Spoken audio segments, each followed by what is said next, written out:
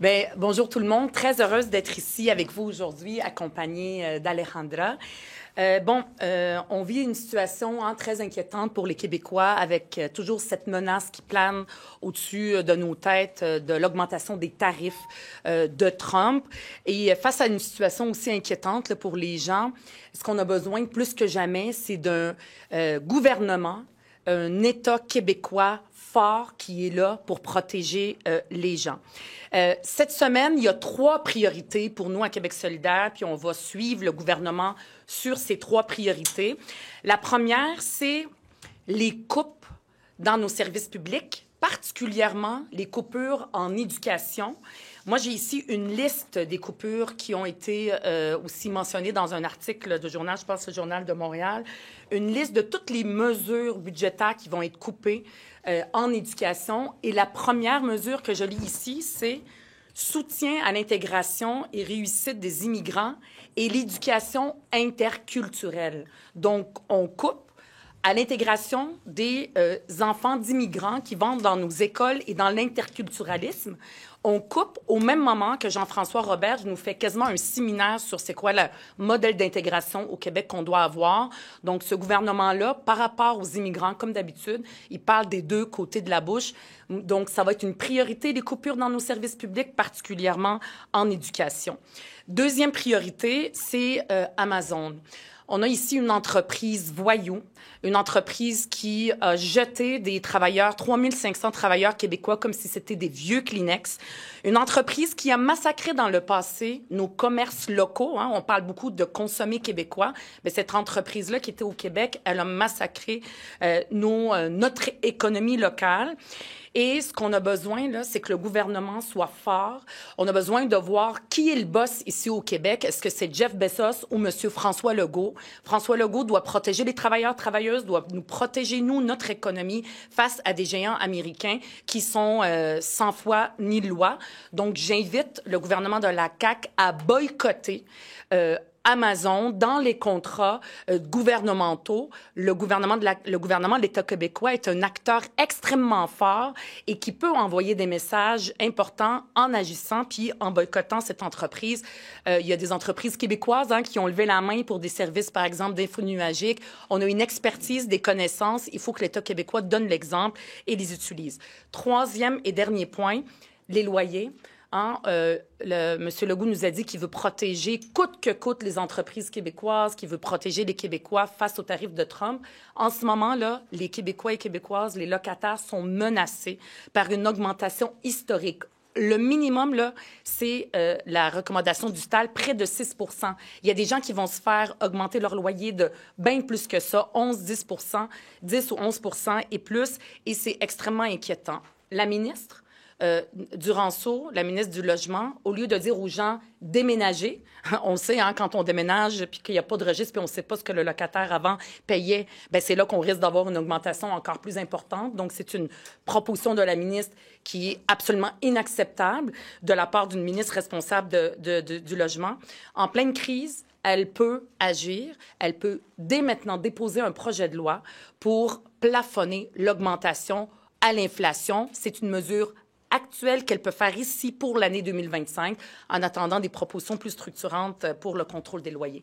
Donc, voici ce à quoi doit s'attendre, ce à quoi je m'attends de la CAQ pour cette semaine, les 3 priorités pour Québec solidaire. Il y a probablement beaucoup de gens qui vont avoir de la difficulté à comprendre comment vous pouvez demander qu'on boycotte Amazon alors que vous avez qualifié Elon Musk de psychopathe et que vous continuez à utiliser X. Pourquoi boycotter Amazon et pas boycotter X? Par rapport au boycott, juste pour être sûr, moi, ce que j'invite, c'est le gouvernement, dans les contrats gouvernementaux, qu'il boycotte cette entreprise-là. Et il y a un mouvement citoyen en ce moment où les gens veulent boycotter parce qu'ils ont comme ils se sentent impuissants puis ils ont envie de se protéger contre ces géants-là. Mais individuellement, on peut pas avoir un impact. Ça prend une action du gouvernement. Maintenant, pour ce qui est de X, je vous le dis, là, on est tous collectivement pris au piège. C'est très clair, là. Moi, X, je sors de ça. Dès que les médias arrêtent d'y être, là, à 1, 2, 3, go, je clique, pour me désabonner de X. Moi et tout Québec solidaire, on a déjà des députés qui ont décidé de plus y être, mais comme porte-parole et avec le parti, je vous le dis, moi, je vais faire des réactions la fin de semaine, puis après ça, il va falloir que je sache, que je m'assure que je sois citée dans les réactions parce que c'est notre façon d'aller parler aux gens, c'est par les médias. Mais si les médias n'y sont plus, nous n'y sommes plus, nous sommes tous collectivement au piège là-dedans. C'est quand même curieux de vous entendre renvoyer la balle comme ça aux médias, parce que je pense pas être le seul. J'ai souvent l'impression que les politiciens vont utiliser des réseaux sociaux comme X pour contourner les médias. Parce que, honnêtement, là, si vous voulez rejoindre les journalistes, le courriel, ça marche encore. Là. C'est vraiment la fin de semaine, le samedi, le dimanche, on pourrait parler avec nos équipes. C'est vraiment une raison pratico-pratique. Moi, si vous regardez comment on l'utilise, là, on ne contourne pas. Il y a aussi d'autres plateformes que X. C'est vraiment là que sont les journalistes. Moi, j'avais même pas de compte de X avant et les médias. Fait que je le sais que c'est difficile à concevoir, mais si je n'y suis plus, est-ce qu'après ça, il y a la garantie que je vais être citée? Je ne suis pas certaine que ça va être le cas. Les journalistes vont où l'information se trouve, Mme Gazal. Pourquoi ce serait aux médias de quitter en premier? C'est vous qui êtes élu, c'est vous qui choisissez. Nous, on va aller où vous allez être. Là. Bien, moi, j'ai envie qu'on fasse un geste collectif, là. Tous les partis, comme je vous le dis, à 1, 2, 3 go, on se désabonne, puis on arrête d'être sur X. Là, ça va être plus rassurant de dire... Vous voulez pas être la première. Il y en a des gens qui le font. On est pris au piège. Je vous accorde qu'il y a une contradiction de la part de tout le monde, nous tous ici.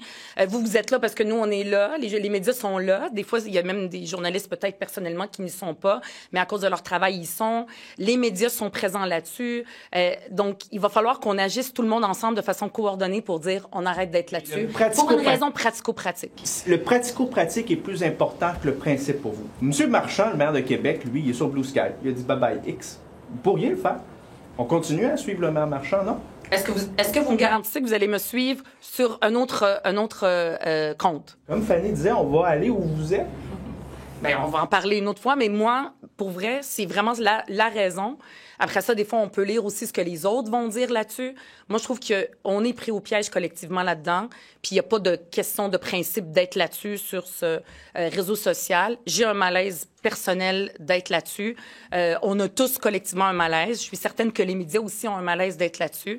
Il va falloir qu'on trouve des solutions. Facebook, parce que là, Mark Zuckerberg, lui, là, il s'aligne vers Trump aussi. Là, il était à son investiture, puis il bloque les médias, quand même. Alors, est-ce que vous allez proposer aussi de boycotter Facebook? Bien, là, les géants du web, là, les géants américains sont extrêmement forts et nuisent à notre société. Puis oui, on pourrait, après ça, parce il y a comme une colère dans la population, puis dire, nous, on veut agir.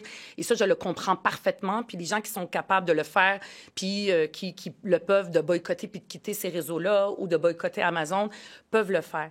Mais ce qu'on a besoin, c'est de gestes collectifs. En ce moment, cette semaine-là, Alexandre Leduc, qui est sur la commission sur le cellulaire là, en éducation dans les écoles, sur les écrans, là, la gestion des écrans, il a demandé au début diplomatiquement, et là maintenant, il veut qu'on assigne à comparaître Meta, et le gouvernement refuse. Donc, ayons ces gens-là devant nous, assignons-les à venir comparaître en commission parlementaire. On va leur poser la question.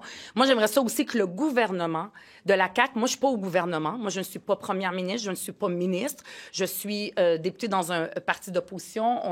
On est des parlementaires à l'Assemblée nationale. Mais il y a un gouvernement qui, lui, doit mettre ses culottes face aux géants du web et de les demander de venir en commission parlementaire. Pourquoi est-ce qu'ils l'exigent pas, M. Legault, de leur dire de venir en commission parlementaire? Est-ce que vous allez boycotter aussi? On n'est pas dans cette réflexion-là encore. OK. Parce que vous dites, dans le fond, il faudrait que, collectivement, tout le monde en même temps, on quitte X, mais vous dites pas la même chose pour Meta qui bloque les nouvelles. Bien, ça, on a déjà eu la discussion. Moi, ce que j'aimerais pour Meta, c'est qu'ils viennent en commission puis qu'on leur pose des questions parce qu'ils ont un impact néfaste sur nos enfants. Commençons par faire ça. Commençons par faire ça, par les trouver. Moins pire que X, en fait. Non, il n'y a pas de... Je classifie pas. Moi, je mets dans tout le paquet les géants américains qui nuisent à notre société partout. Puis en ce moment, on n'a pas de réponse coordonnée. On a besoin d'un gouvernement fort pour nous protéger face à ces géants-là. C'est pas par des gestes individuels, un à un, qu'on va en venir à bout.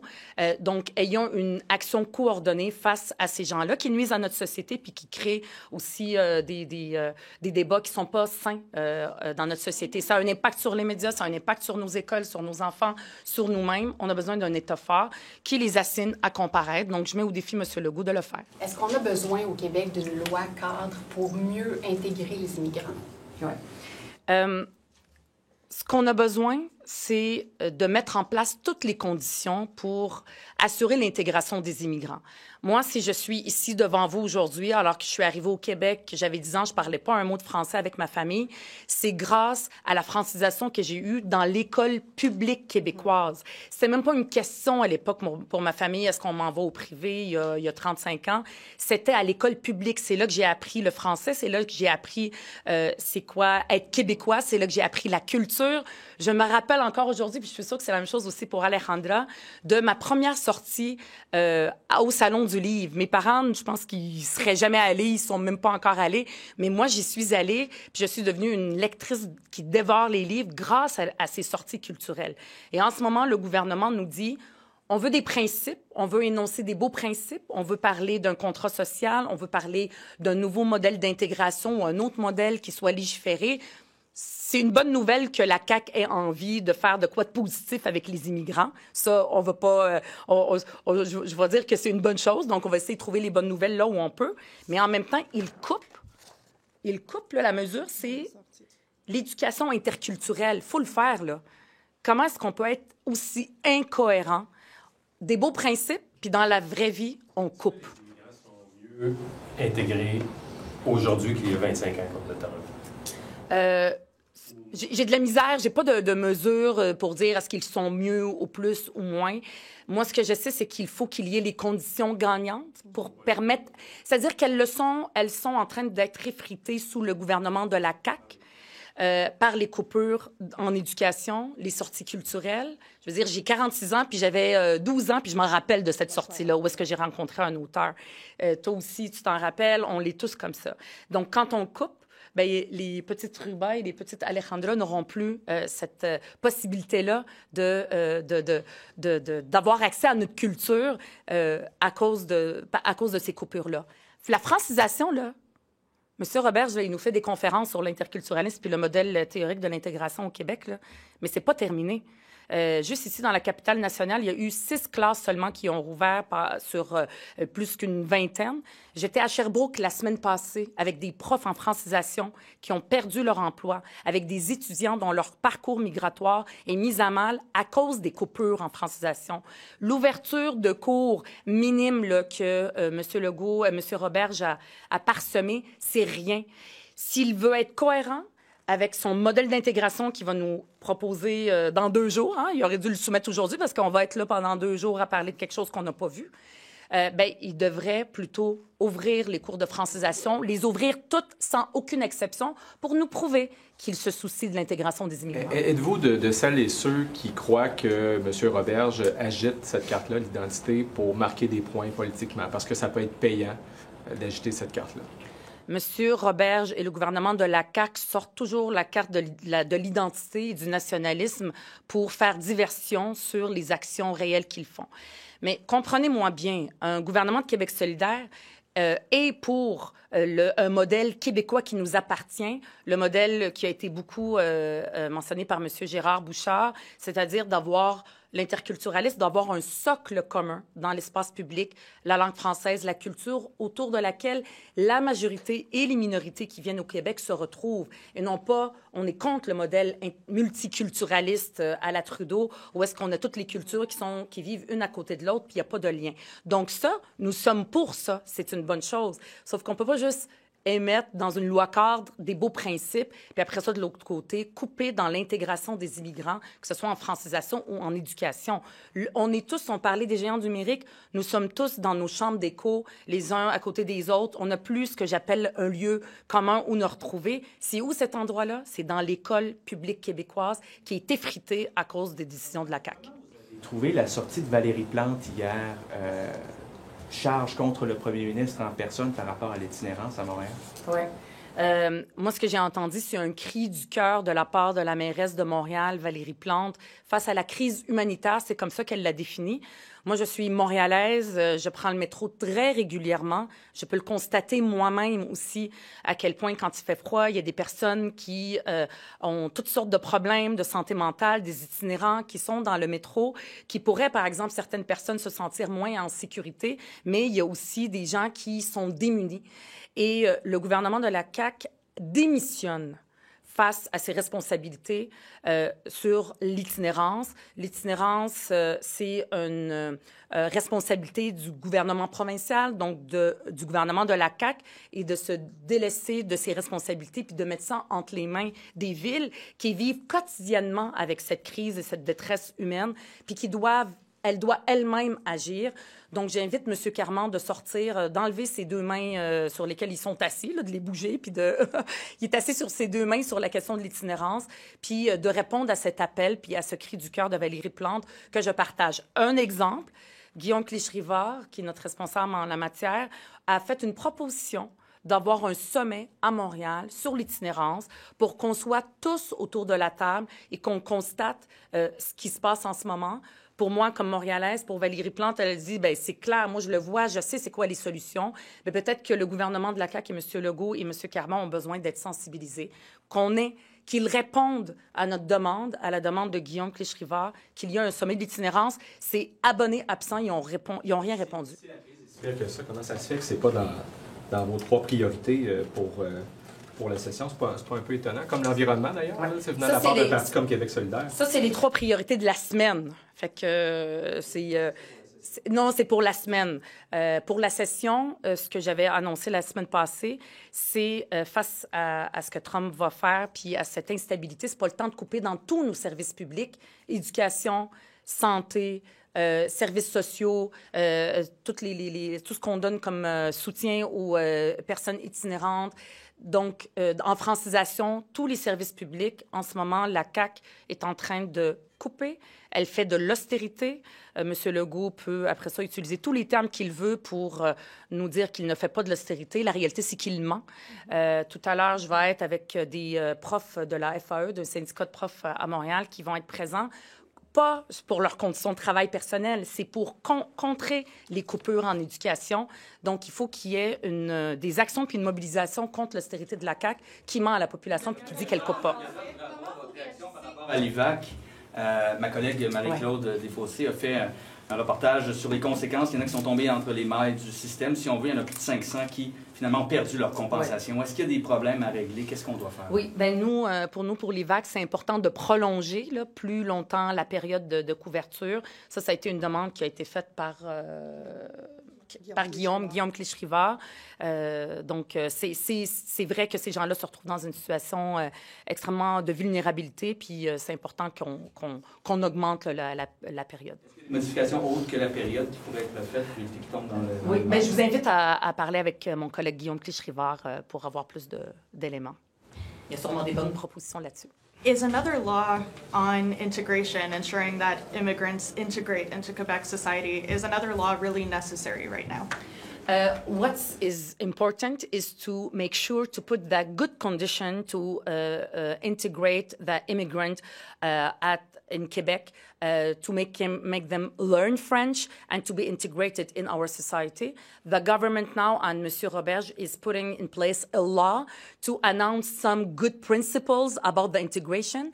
But in the other hand, he is cutting in the schools for the integration of immigrant students. He is cutting in Francisation. So people who want to learn French, he's telling them, no, you will not have these courses. And in the other other hand, he's saying we need a law to make a good integration. There's an incoherence in the message of the government of la CAQ. So what I'm asking him is if he wants to put in a law about integration for the immigrant, he must, the first thing that he should do is not cut in the integration measures of his government. Do you think that this bill could possibly bring about any sort of positive change, or do you see this entirely as a distraction at this point? Well, the only positive thing that I see right now, because I didn't see the bill, we will see it in 2 days, so we will judge on the bill when we will read it. But the only positive thing is that he's talking about the immigration and he's saying it's important to integrate immigrants in our society. So there's like something maybe a little bit positive. Now, another thing that the government should do is stop pointing the immigration as the cause of all the problems that the government creates. And just to clarify, do you mean when you say point to immigrants for all the problems, you mean issues like housing? I would yeah, like housing, like the problem in our public services. The way to resolve this problem is to invest in public services like health and education.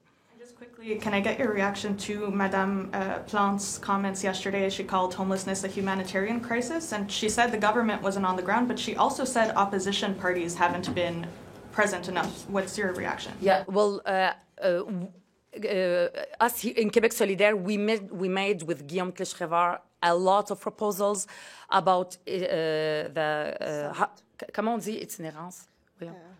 Homelessness, yeah.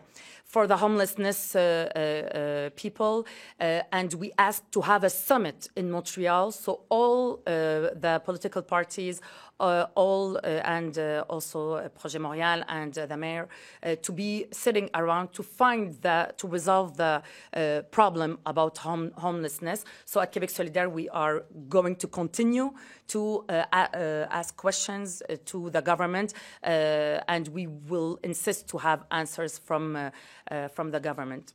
And also, I just want to say that I called Madame Valérie Plante after her what she said, and she said that yes, it's important for all the political parties to act for this crisis, and this is what we're going to continue and to do. Now, what's important is that Monsieur Carman and Monsieur Legault to answer and to put in place a solution for this crisis. So they can start by answering us if they want to put in place this homelessness summit.